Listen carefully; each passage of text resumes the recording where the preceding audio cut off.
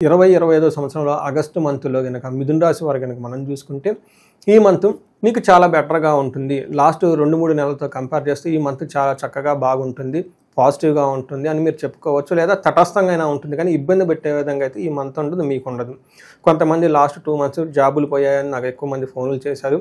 ఆ టఫ్ అయిన సిట్యుయేషన్ నుంచి బయటపడి చక్కగా జాబ్‌లో మీరొక ప్రావీణ్యతను సంపాదించే అవకాశం ఎక్కువగా ఉంటుంది.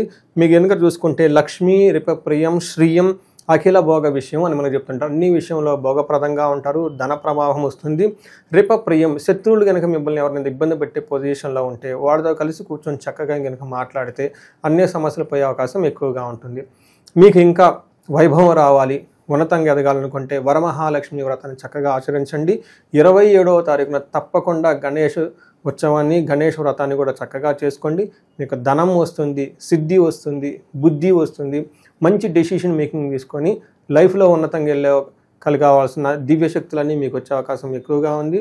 మీకు అష్టైశ్వర్యాలు కలగాలని, భోగభాగ్యాలు కలగాలని చెప్పేసి కోరుకుంటున్నాను. నమస్తే.